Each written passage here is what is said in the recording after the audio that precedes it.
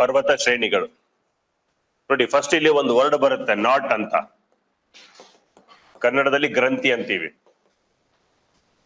So ಏನು the word knot refers to? Knot is the junction area where the different mountain ranges are attach to each other. Okay, knot is the ಬರ್ಕೊಳ್ಳಿ, KNOT. Knot is the junction area where different mountain ranges are attach to each other. ಪರ್ವತ ಗ್ರಂಥಿ ಅಂತ ಪದ ಬಳಸ್ತೀವಿ, ಅಂದ್ರೆ ಪರ್ವತ ಶ್ರೇಣಿಗಳು ಒಂದಕ್ಕೊಂದು ಎಲ್ಲ ಬಂದು ಸೇರ್ಕೊಂಡಿರ್ತಕ್ಕಂಥ ಜಾಗ. ಓಕೆನಾ?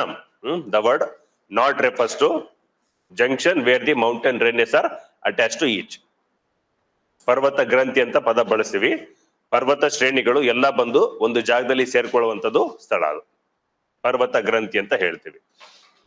ಓಕೆ, ಫಸ್ಟ್ ಏಷ್ಯಾ ಖಂಡದಲ್ಲಿ ಕಾಣಿಸ್ಕೊಳ್ತಕ್ಕಂಥ ನಾಟ್ ಅಂತ ಬಂದ್ರೆ, ಓಕೆ, ಇಲ್ಲಿ ಕಾಣಿಸ್ಕೊಳ್ಳುತ್ತೆ ನೋಡಿ ಪಮೀರ್ ಗ್ರಂಥಿ ಅಂತ, ಪಮೀರ್ ನಾಟ್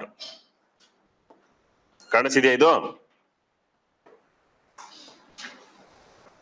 ಈ ಜಾಗ ನೋಡಿ, ಪಮೀರ್ ನಾಟ್ ಅಂತ ಇದೆ, ಪಮೀರ್ ಗ್ರಂಥಿ ಅಂತ ಇದೆಯಾ? ಇದೆ ತಾನೆ ಪಮೀರ್ ಅಂತ, ಇಂಗ್ಲಿಷ್ ಅಲ್ಲಿ ಕೂಡ ಇದೆ ತಾನೆ ಪಮೀರ್ ಅಂತ. ಸೊ ಅದನ್ನ ಮಾರ್ಕ್ ಮಾಡಿ. Pamir, PAMIR, Pamir. Pamir is the junction where different mountain ranges are attached. ಸಿಗ್ತಾ ಅದು? ಓಕೆ, ಸೊ ಇಲ್ಲಿಂದ ನೋಡಿ ನಮ್ಮ ಹಿಮಾಲಯ ಮೌಂಟೇನ್ ರೇಂಜಸ್, ಕರಕೋರಂ, ಲಡಾಖ್, ಜಾಸ್ಕರ್ ಅಂತ ಕರಿತೀವಿ. ಸೊ ಅವೆಲ್ಲ ಈ ತರ ಸ್ಪ್ರೆಡ್ ಆಗಿದಾವೆ. ಸೊ ಈ ತರ ಮೌಂಟೇನ್ ರೇಂಜಸ್ ಕಾಣಿಸ್ಕೊಳ್ಳೋದು. ಓಕೆನಾ? ಈ ತರ ಪರ್ವತ ಶ್ರೇಣಿಗಳು ಕಾಣಿಸ್ಕೊಳ್ಳೋದು. ಫಸ್ಟ್ ನೋಡಿ ಹಿಮಾಲಯ ಮೌಂಟೇನ್ಸ್ ಇದೆ ಇಲ್ಲಿ, ಹೌದಾ? ಹಿಮಾಲಯ ಮೌಂಟೇನ್ಸ್ ಕಾಣಿಸ್ಕೊಳ್ತಾ? ಸೊ ಹಿಮಾಲಯ ಮೌಂಟೇನ್ಸ್ ಇಲ್ಲಿ ಕಾಣಿಸ್ಕೊಳ್ತಕ್ಕಂಥ ಜಾಗ. ಅದಕ್ಕೇನಾಗತ್ತೆ ಬೇರೆ ಬೇರೆ ಹೆಸರಲ್ಲಿ ಕರಿತೀವಿ. ಅವೇನಾಗತ್ತೆ ಈ ತರ ಸೀರೀಸ್ ಆಗಿ ಉದ್ದಕ್ಕೆ ಹರಡಿರೋದು, ಸುಮಾರು 2500 ಕಿಲೋಮೀಟರ್.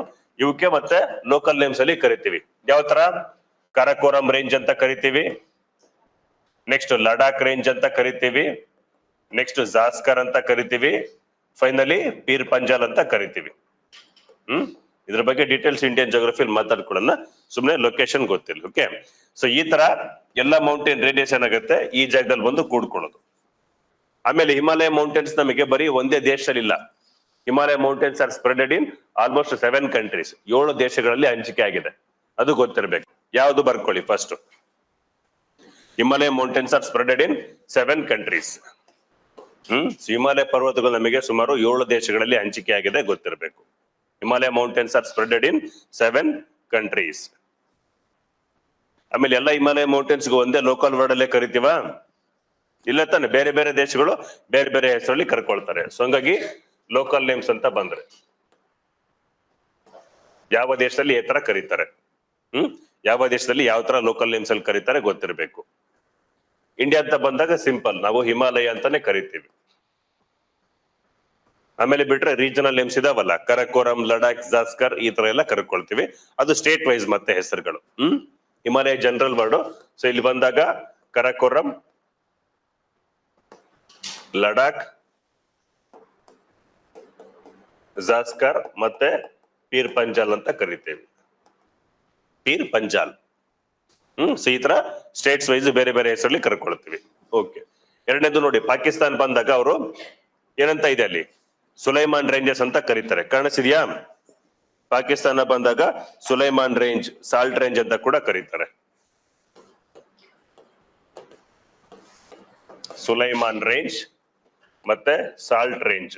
ಸೊ ರೇಂಜ್ ಅಂದ್ರೆ ಗೊತ್ತಿರಬೇಕು, ಪರ್ವತ ಶ್ರೇಣಿ ಅಂತ.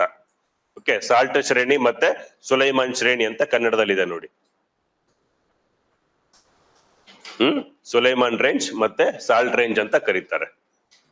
ಅಫ್ಘಾನಿಸ್ತಾನ ಬಂದಾಗ ಹಿಂದೂ ಕುಶ್ ಅಂತ ಕರೀತಾರೆ ಇದನ್ನ. ಅಫ್ಘಾನಿಸ್ತಾನದಲ್ಲಿ ಹಿಮಾಲಯ ಪರ್ವತಗಳಿಗೆ ಏನಂತ ಕರೀತಾರೆ? ಹಿಂದೂ ಕುಶ್ ಅಂತ ಕರೀತಾರೆ. ಚೈನಾದಲ್ಲಿ ಕುನ್ಲುನ್ ಮೌಂಟೇನ್ಸ್ ಅಂತ ಕರೀತಾರೆ. ಕುನ್ಲುನ್ ಅಲ್ಲಿದೆ ನೋಡಿ, ಕುನ್ಲುನ್ ಮೌಂಟೇನ್ ಅಂತ ಇದೆ, ಸುಮ್ನೆ ಮಾರ್ಕ್ ಮಾಡ್ಕೊಳ್ಳಿ ಅಷ್ಟೇ. ಚೈನಾದಲ್ಲಿ ಕುನ್ಲುನ್ ಮೌಂಟೇನ್ಸ್ ಅಂತ ಕರೀತಾರೆ. ನೇಪಾಳ ಬಂದಾಗ ಇವರು ಮಹಾಭಾರತ್ ರೇಂಜ್ ಅಂತ ಕರೀತಾರೆ. ನೇಪಾಳದವರು ಹಿಮಾಲಯ ಮೌಂಟೇನ್ಸ್ಗೆ ಮಹಾಭಾರತ್ ರೇಂಜ್ ಅಂತ ಕರೀತಾರೆ.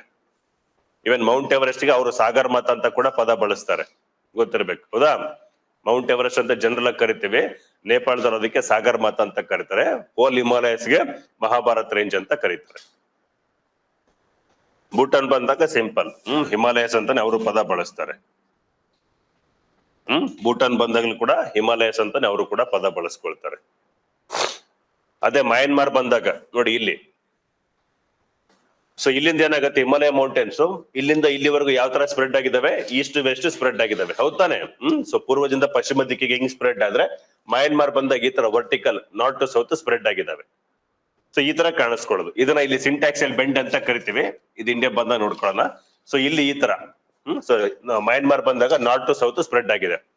ಇಲ್ಲಿವರೆಗೂ ಲೋಕಲ್ ನೇಮ್ಸ್ ಏನ್ ಬರುತ್ತೆ, ಅರಕನ್ಯೋಮ, ಪೆಗೋಯೋಮ ಹಿಲ್ಸ್ ಅಂತ ಕರೀತಾರೆ.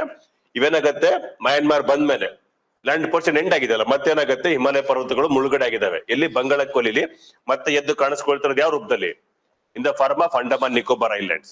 ಸೊ ಹಂಗಾಗಿ ಗೊತ್ತಿರಬೇಕು, Andaman Nicobar islands are the continued portions of the Himalayas from the Myanmar region. ಕರೆಕ್ಟಾ? ಮಯನ್ಮಾರ್ ಇರ್ತಕ್ಕಂಥ ಹಿಮಾಲಯ ಪರ್ವತಗಳು ಏನಾಗಿದೆ, ಬಂಗಾಳ ಕೊಲ್ಲಿಲಿ ಮುಳುಗ್ಬಿಟ್ಟು ಮತ್ತೆ ಎತ್ತರವಾಗಿ ಎಲ್ಲಿ ಕಾಣಿಸ್ಕೊಂಡಿದಾವಲ್ಲ, ಅವು ಮಾತ್ರ ದ್ವೀಪಗಳಾಗಿ ಇರೋದು. ಅರ್ಥ ಆಯ್ತಾನೆ? ಇದು ಅಂಡಮಾನ್ ನಿಕೋಬಾರ್ ಐಲ್ಯಾಂಡ್ಸ್ ಫಾರ್ಮೇಶನ್ ಆಗಿರೋದು continued portions of the Himalayas. So ಇದೇ ಮಯನ್ಮಾರ್ ಅಲ್ಲಿ ಇರ್ತಕ್ಕಂಥ ಹಿಮಾಲಯಸ್ ಏನ್ ಲೋಕಲ್ ನೋಮ್ ಇದೆ, ಅರಕನ್ಯೋಮ, ಪೆಗೋಯೋಮ.